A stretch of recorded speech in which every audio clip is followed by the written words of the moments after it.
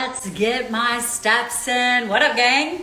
Happy Mondayest Tuesday there ever will be. Thought I would jump in. I'm a little low on my steps, so I've been up here working, and I thought I'd jump on and do a little live chat, Q&A, ask me anything. Coming out of a holiday weekend, this can always feel like a challenging time to reset. Also shared my reverse dieting kind of progress update in my story. So if you have questions about reverse dieting, I want to talk about that. Anything that you are focusing on. We are kind of rolling into the summer, and I always tell my lean clients that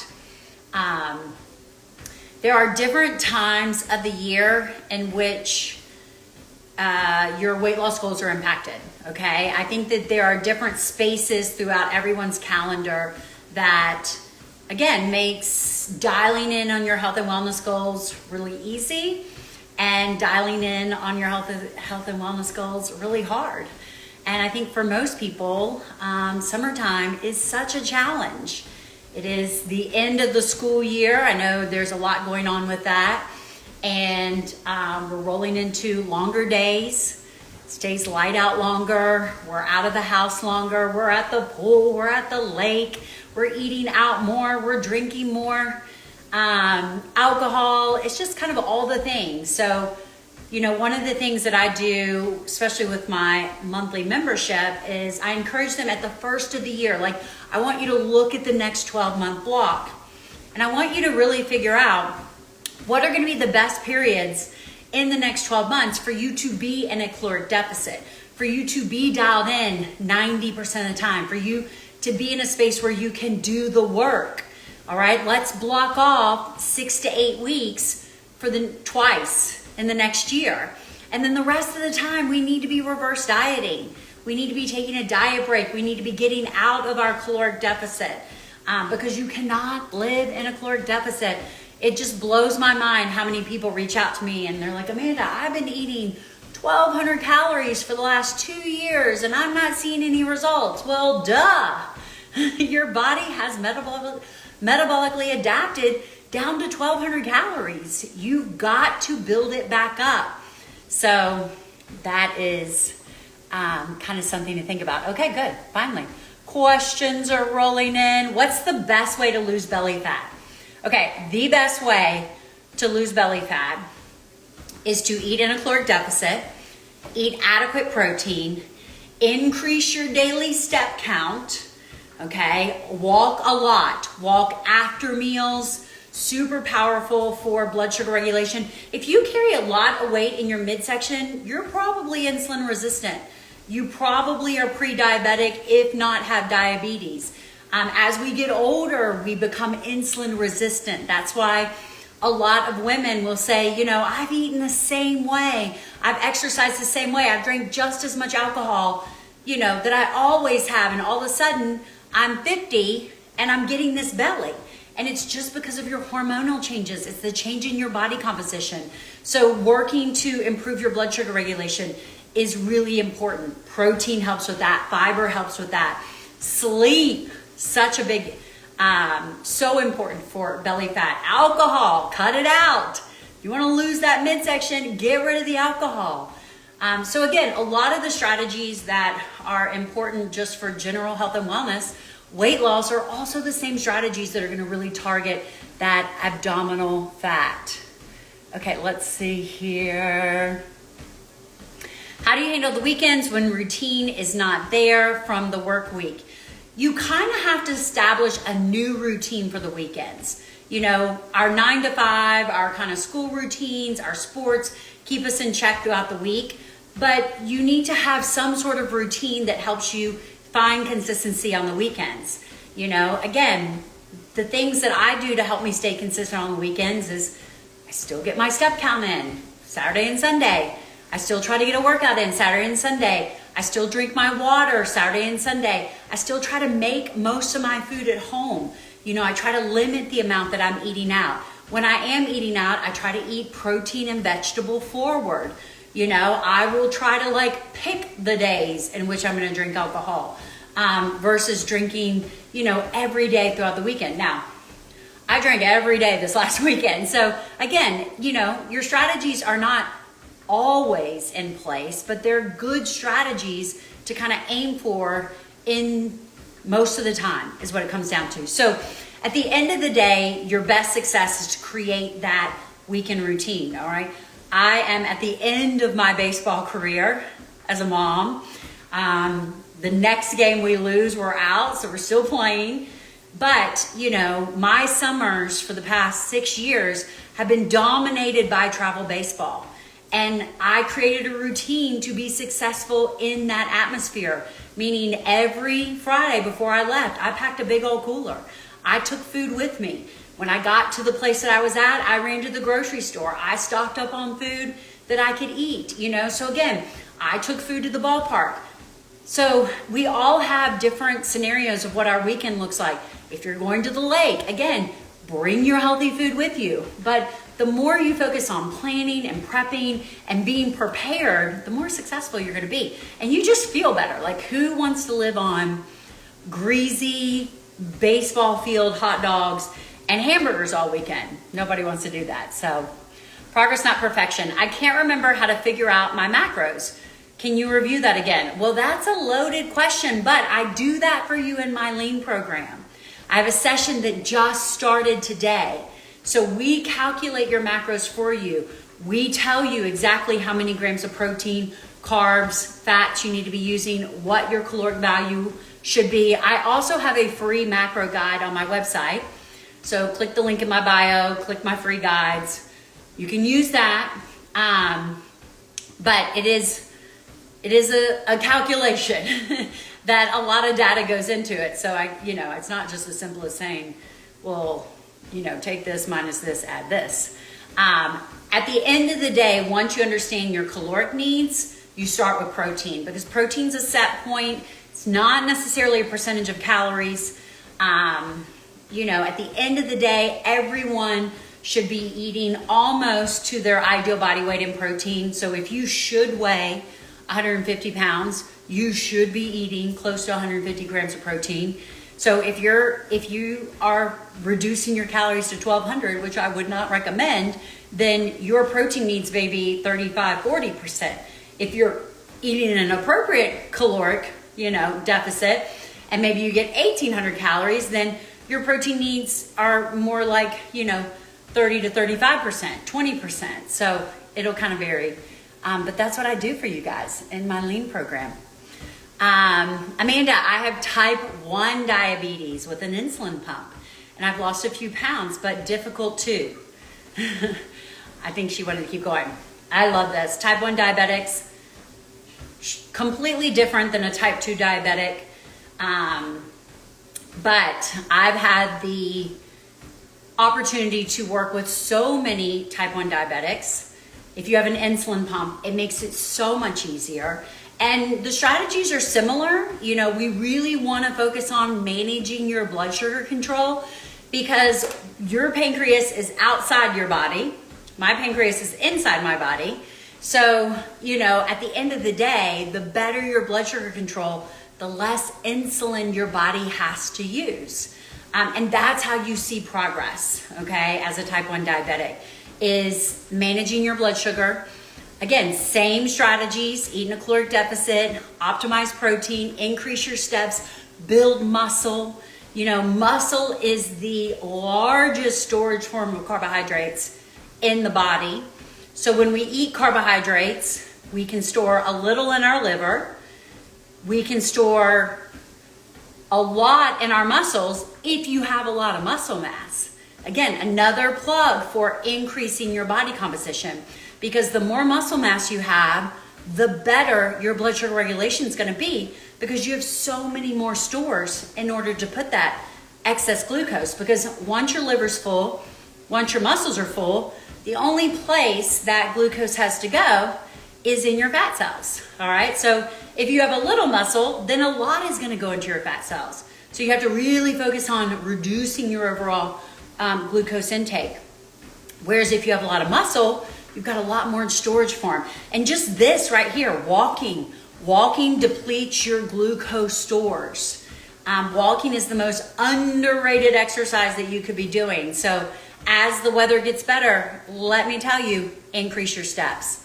But definitely possible to see weight maintenance as a type 1 diabetic. I'm sorry, my phone is wavering.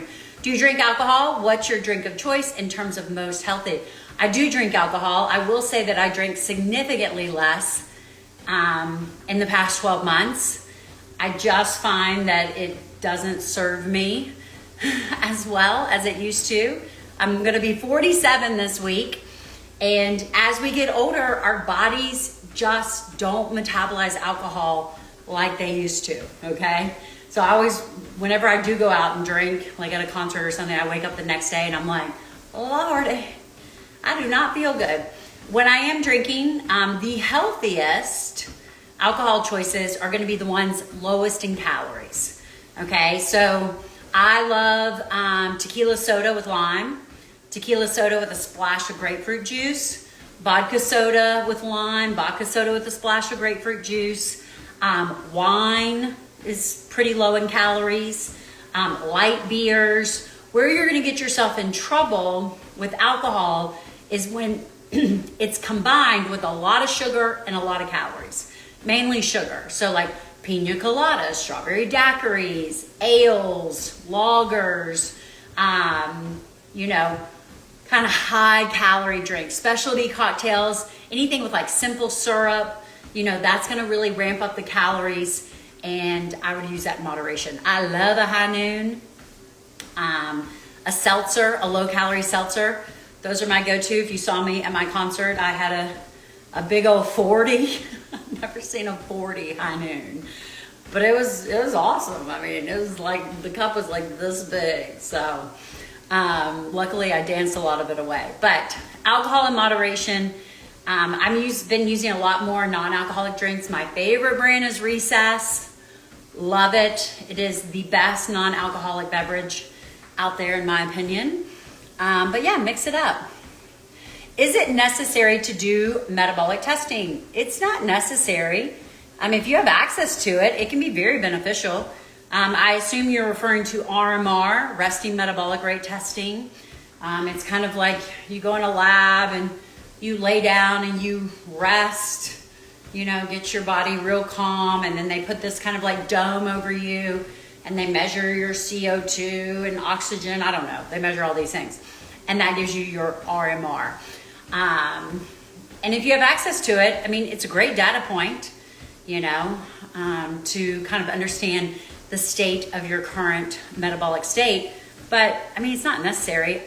The biggest thing that you should be measuring is your body composition. What is your percent body fat? Understanding that metric can give you huge insight to your metabolic capacity. Okay, women should be under 30% body fat, under 30% body fat. Optimal is around 25%. Men should be 25% or less. Optimal is 20%. Google InBody scale, DEXA scan, Bob Hot in your area. Try to find a 4-point evaluation.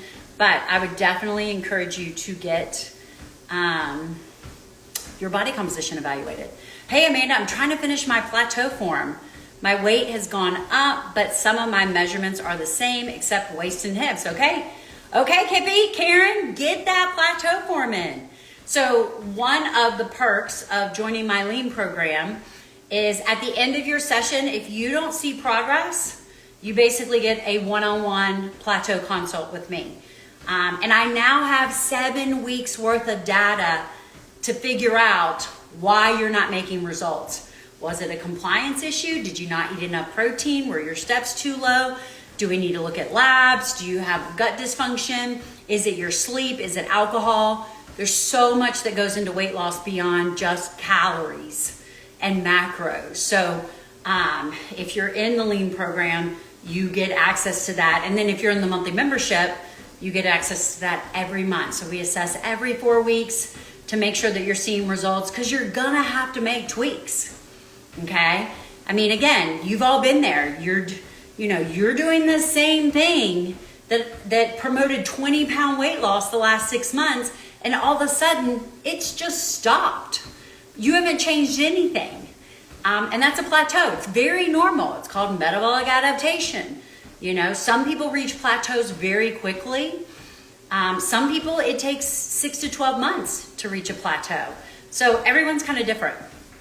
So I'm glad you're taking advantage of that.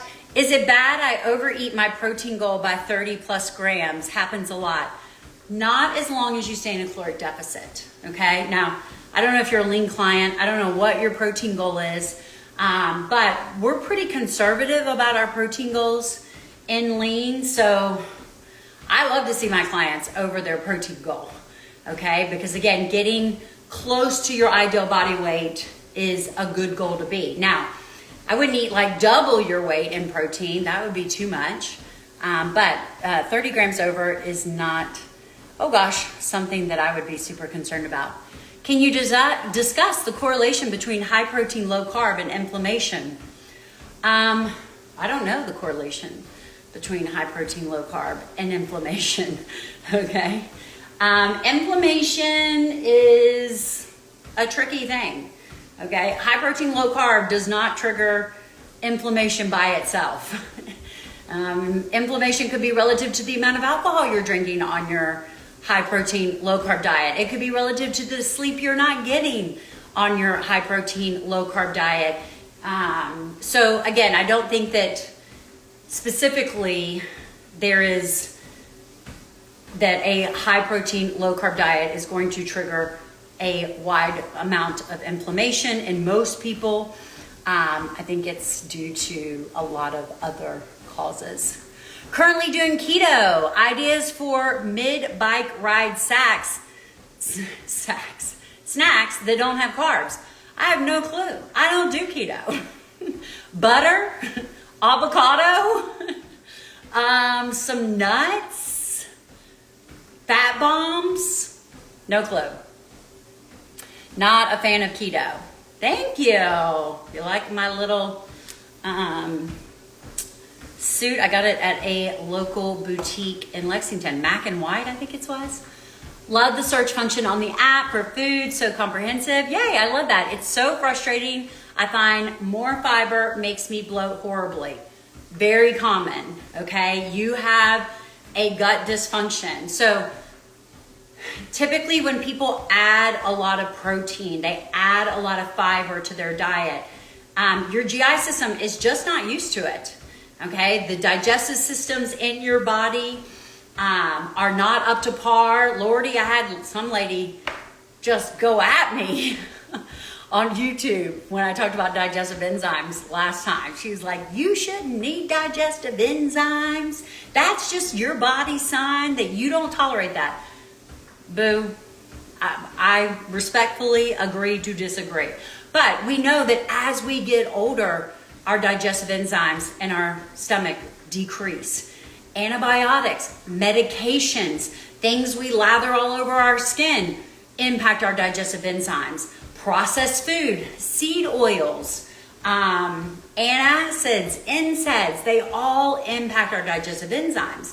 And so ultimately, one of the quickest fixes, it's not a complete fix, but a quick fix is to add digestive enzymes before your big meal, before meals that have a lot of fiber, before meals that have a lot of protein, especially if when you eat those foods, you don't feel great. And then, if you don't see resolution with adding that, you probably need to dig deeper. I just had my full consult. I have been working with a company called Tiny Health, and they do stool testing with a comprehensive gut analysis. And I've had stool testing done in the past, and I found the results to be super confusing, super overwhelming, not actionable enough. And I came across this company, tried it out on myself, and I'm just so excited to share more about it with my lean community, because I think it's going to be a great resource for people that are dealing with digestive enzymes like bloating and constipation, and do I have SIBO? Do I have food intolerances? What's going on? Why am I constipated? Why do I have diarrhea? This is definitely going to be the most comprehensive way to assess your gut health with an actionable plan, okay? My gut's in pretty good shape. There were a couple of things that kind of stood out. I'm gonna do a whole nother video just going through my whole results, but the biggest thing that I'm lacking in order to optimize my gut health, and that you're lacking too, I promise, is plant diversity. Okay, how many different plants do you eat a week? We do this challenge once a year in my monthly membership, and the goal is to incorporate 30 different plants every week. And the first time I did this challenge, I was like, piece of cake. I eat so many vegetables. But what I came to realize is that I eat a lot of the same vegetables: peppers, onions, broccoli, green beans, and corn. Okay, I don't eat a ton of cauliflower. I don't eat a ton of, leeks and greens, and just, again, when we talk about plant diversity. So I'm excited to kind of make that a priority. Different fruits, different vegetables, different grains, barley, quinoa, oat, things like that, to see if just adding that variety is going to improve the overall just state of my microbiome. So something to look at. Think about. The bloating is hard. A lot of people are bloated. What do you think about amino acid supplements, the perfect amino? I still don't know a ton about it, but I will say I use it occasionally. I still have this kind of issue. So perfect aminos, and we're actually reading a book called Forever Strong right now. It's so awesome. And it's really talking about how, like, for example, when you look at fat on the food label, it quantifies like saturated fat, unsaturated fat, trans fat. It breaks it down. When you look at carbohydrates, it breaks down carbohydrates, fiber, sugars, other. But when you look at protein, it's just protein. And not all protein is equal. Okay, we know that to be true. Animal protein is far superior in terms of it being a complete protein with a full amino acid profile than plant protein. Can you optimize your amino acid profile with plants? You can, but it is extremely hard to do. Okay, plants also have anti-nutrients, so plants have a lot of things about them that help them survive in nature. All right, and some of these kind of anti-nutrients make it harder for our body to break down and absorb this protein. So yeah, it may have 10 grams of protein, but our body has to work really hard to get to that 10 grams of protein because of all these kind of like anti-nutrients. You might have heard people talk about lectins, and how inflammatory they can be. I don't like to get into all of that because I think it definitely makes things a lot harder. I want to simplify it, but this product, Perfect Aminos, is basically, it's saying that I'm going to give you all the amino acids to make up about 30 grams of protein. And I have the book. I haven't read it yet. It's on I have all these books I want to read. So I still don't understand the exact science behind it because I'm like, how can this one scoop have 30 grams of protein? Is it complete? How does it work? But I think for the most part, it's probably a good option. I've been using it anytime that I feel like my protein's been short. I'm like, well, this is better than being short, but I really don't know enough to speak on it, but I'm learning. Walking on a treadmill at an easy pace is okay, right? Yeah, look at me. I'm walking 2 miles an hour. I'm just getting those steps in. I'm just moving my body. What dress am I wearing? I got it at a local boutique called Mac and White. I don't know the brand. How much is the lean program? So the 7-week program is $199. Daily support and accountability, live trainings with me once a week. It is a high touch program, individual support and accountability, customized macros, 4 different 7-week meal plans, workouts for modified, beginner, advanced, so much. Comprehensive guide, recipe guide, lab guide, supplement guide, cholesterol guide. You get so much for that. So DM me and I'll send you a code for a discount. We just started prep week today. Well, yesterday, but this week. So the first week, we're just kind of getting it all figured out. So still plenty of time to jump in. I'm 47, so am I. Is it possible to regain my muscular build after falling off track for the past year? It absolutely is. You are never too old to build muscle. You are never too old to build muscle. You need adequate protein and you need heavy lifting. Is it gonna happen overnight? It is not, but it will happen. It will happen. You are never too old. Do you recommend strictly following protein guidelines or weight training regularly for weight loss? Combination, or is one better than the other? They both matter. Protein matters the most, okay? Protein optimization is the most important. If you strength train without protein, then you're not gonna see the results. So if you wanna pick one, focus on protein optimization. And then eventually both matter. Both matter. Will starting a day with a cup of warm water with apple cider vinegar, lemon juice, and creative break your fast? And creatine, I'm sure they're saying creatine. Apple cider vinegar, lemon, as long as it's 40 calories or less, you should be fine. Okay, apple cider vinegar is the most beneficial right before a meal. So if you want to get the most benefits out of apple cider vinegar, you're going to drink that 10 minutes before every meal. Apple cider vinegar is really powerful at improving your blood sugar regulation. But if you drink it in the morning and you don't eat for 4 hours, you're not going to get the benefits. So that would be my suggestion. Creatine will not break your fast, as long as it's not with a bunch of other junk. Like I just use plain creatine powder. Everyone should be using creatine, 5 grams every single day, whether you exercise or not. To that 47-year-old that's like, can I build muscle? Creatine's very helpful. Adequate protein, creatine, heavy lifting, they'll all do the job.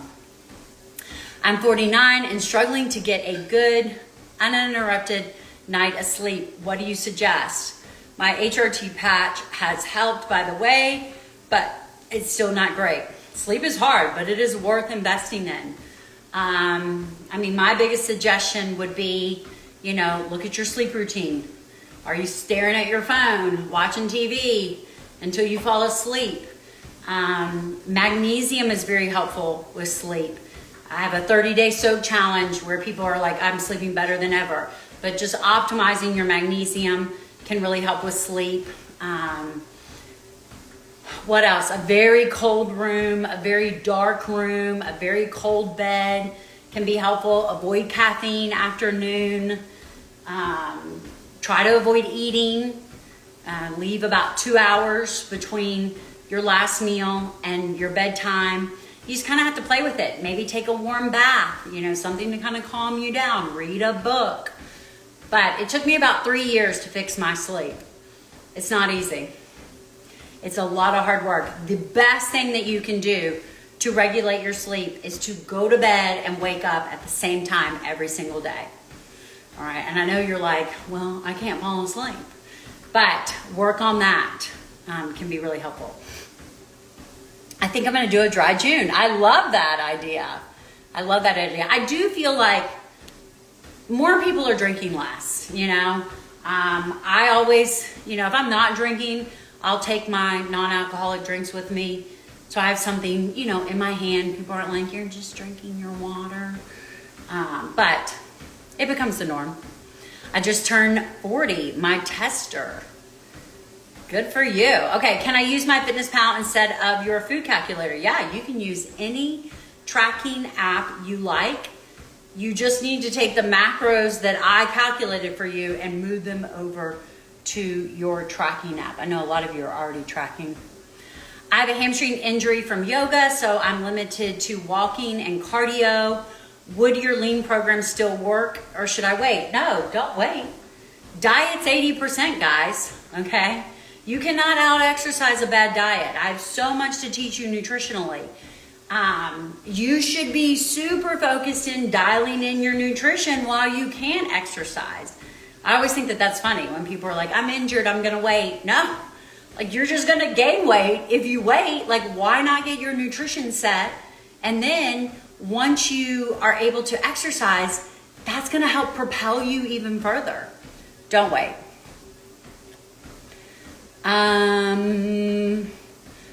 My protein is 110 grams. My weight range is 148. And yes, I'm a lean client. Well, I guess what's your question? I'm blown away at how much more energy I have with only a few days worth of drinking electrolyte water. Oh, love the electrolyte water. Game changer. If you're not using electrolyte water, I'm here to tell you, you just don't know what feeling good is all about. It is my #1 recommended supplement. I just think the return on your investment is so high with electrolyte water. I've seen benefits from digestive enzyme over the last 2 weeks. I'm floored. I love that. Been talking a lot about women over 40. Again, a lot of your gut dysfunction, a lot of your energy, a lot of your thyroid issues, a lot of your medical blocks is due to malnutrition.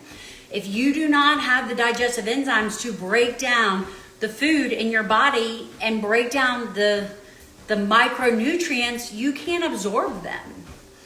So I've seen a lot of success with the digestive enzymes. So I'm glad to hear that. I need to rewatch this when I'm on my treadmill. Yes, do it. Yay, welcome Jenny. Yes, always the same vegetables for me too. Work on diversity. That's gonna be my goal. I'm really on a big salad kick, and that's the easiest way to get a big diversity. So I'm gonna go to the store and I'm gonna get some red beets. I'm gonna get some golden beets. I'm gonna get some cabbage, purple cabbage. I'm gonna get purple broccoli. I'm gonna get purple cauliflower, like just variety and color. White cauliflower gives you a set of nutrients, but purple cauliflower gives you a separate set of nutrients. So when we're talking about diversity, it's also about diversity in color. So it can be the same vegetable, but like a different variety or a different, cherry tomatoes are going to give you a little bit something different than regular tomatoes. Clementines are going to give you something a little bit different than, Cara oranges. I mean, they're similar, but they're going to be different. If you want to DM me, I'll send you the link to the digestive enzyme that I suggest. Thank you for suggestions. Believe it or not, I've done them all. This has been an 8-year struggle with the change being menopause. I assume this is the girl talking about sleep. I'm here to tell you it's not a cheap fix, but the biggest thing that improved my sleep was a chili pad. It is an investment. If you want to DM me, I'll send you the link. But it is a cooling pad you put on your bed and it will change your life. You will sleep like a baby. It's been, my experience. Yay! Woo! Lost 6 pounds on the lean program. I love that. Just clicked on late. Can you send me the info as I'm not successful? Not sure what info you're talking about. But I'll repost a replay. You can DM me, message me. I'm over 40 now. I feel like my hormones are completely out of control and keeping me from seeing results. Is there anything for hormones? Yes. See a hormone specialist. All right. I'm on all the hormones as of January. Testosterone, progesterone, thyroid. You definitely just need to seek out a professional that is well knowledgeable in the new hormone guidelines, and get them looked at. It matters. Do you believe in intermittent fasting? I love intermittent fasting. I try to encourage my clients to fast for at least 12 hours every day. Everyone in your life should be fasting for 12 hours, from your 1-year-old to your 110-year-old. And then we range between 12 and 16 hours. I'm not a fan of fasting beyond 16 hours. Protein optimization trumps fasting. So if I have a client that's like, I can't eat all my protein in 8 hours, then I say you have no business fasting for 16. You need to fast for 14 because getting your protein in is more important than fasting. So 12 to 16 hours is a great fasting strategy. Can you do one meal a day and get all your protein in needed? No, you cannot. Your body can only optimize so much protein in one sitting. The most ideal way to optimize your protein is over 3 meals. Okay, 3 to 4 meals. 2 is not even good. So if you need 120 grams of protein, number one, how are you going to sit down to 120 grams of protein at dinner? You ain't. It ain't going to feel good. It ain't going to go well. And even doing 60-60 is not ideal. The optimal would be 40-40-40 or 30-30-30-30. Spacing out your protein is very important. Protein timing, very important. That's something that we talk a lot about in the Lean program. Just measured and weighed after the 7-week program, lost 14 pounds, baby. Oh, I love that. 2 inches off everything. So good. Amazing results. Talk to your pharmacist and try switching brands of the patch. I like your suggestions. Weight gain from menopause is life-altering. It happens, guys. I just went through it the last year, you know. But it doesn't, it's not the end story. It's fixable. It's going to be a lot of hard work and everyone's looking for a quick fix. But if you put in the time, you put in the consistency, for a period of time, you're going to get there. And then staying there with reverse dieting and everything in moderation is key. Okay? Just signed on. First time seeing your post. Can you send me info? Info about what? DM me if you're just looking at it. What's up, Sam? Congratulations. Lots of graduates. I love seeing it. Are your live chats done on a regular basis? What's the schedule? Whenever I need my steps, I just jump on and blabber. I'm aiming for about 11,000 steps a day. Let's see here. Where am I? It says I'm at 9,000, but I feel like it's gonna bump up in just a second, so a little bit more. What type of electrolyte water? I love the Ultima brand. It's so good. I use it about 3 to 4 scoops a day. Yes, check out my Amazon kit. It's linked in my bio. Couple more questions. Blessings to you. Turning 55 soon. I want my life back. I truly believe the answer is out there. It is, Mary Beth. It is.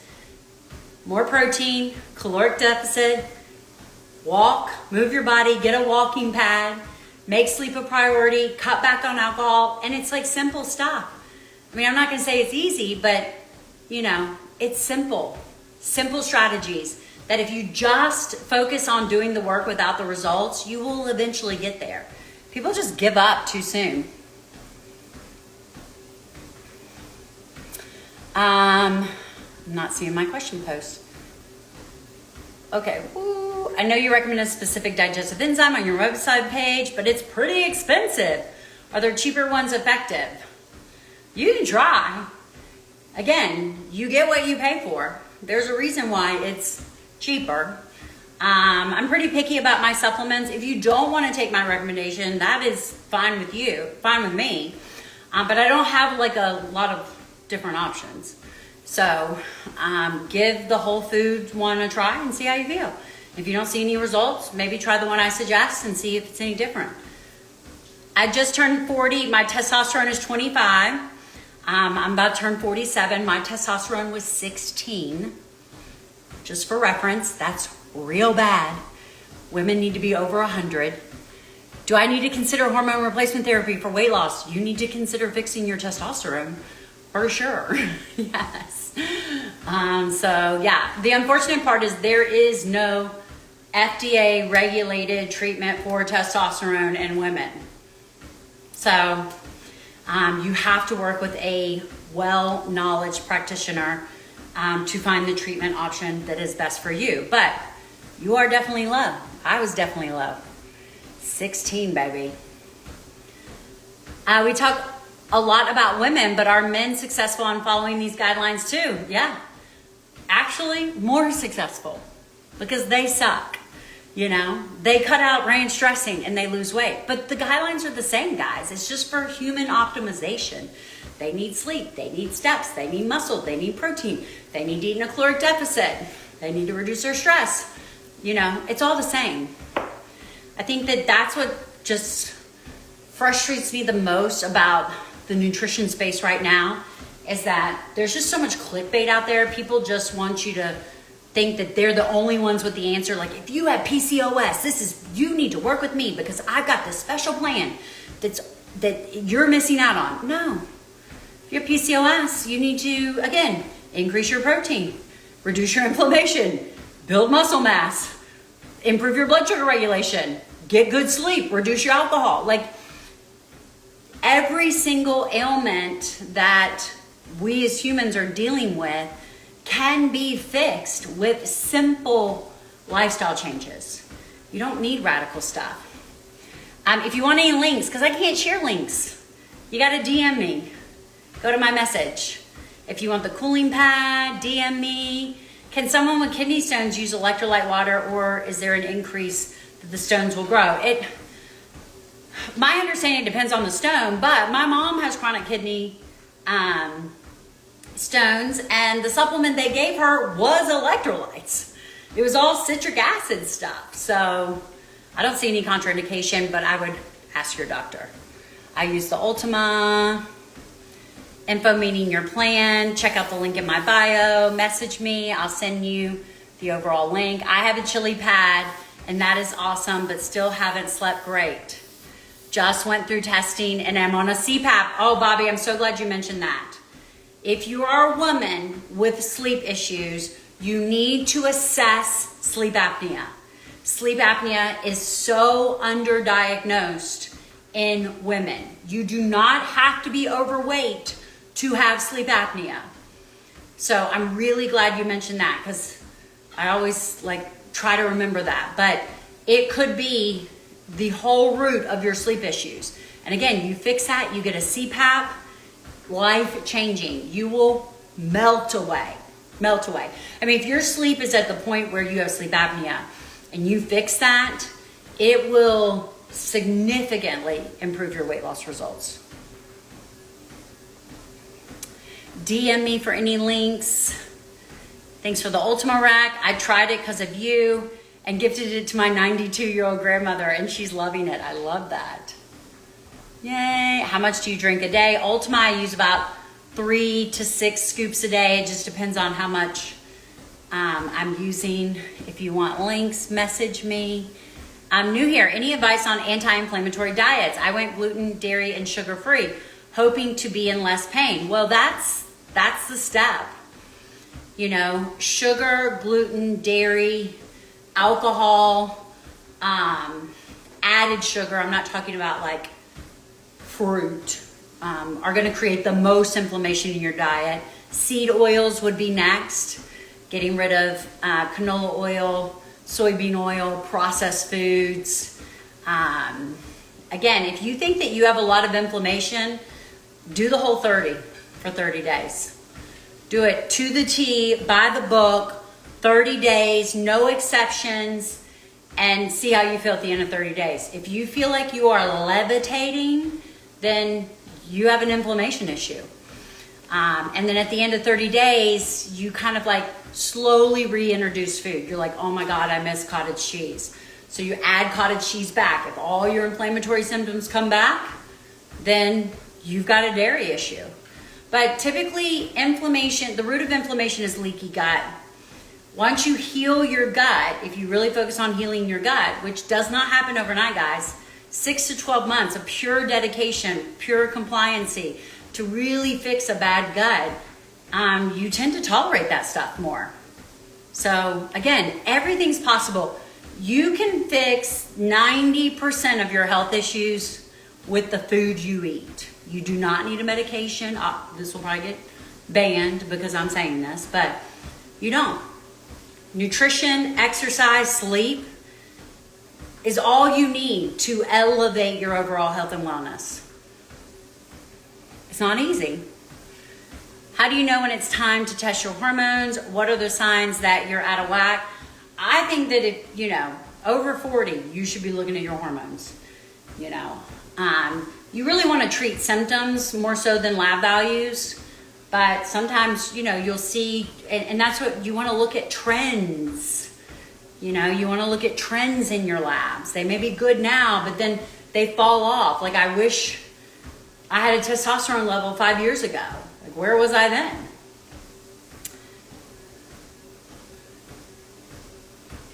Sad that your general practitioner will not prescribe hormone replacement therapy and looks down their nose at you when you say you're going elsewhere to get it. It is sad. It is real sad. It's a challenge. The medical paradigm will take the next 5 to 10 years to fix in that respect. We're screwed, but hopefully our daughters are going to have better care. Our mothers got totally screwed because they were completely denied access to hormone replacement therapy. We are in a better place. There are practitioners out there that will advocate for you. They're just hard to find.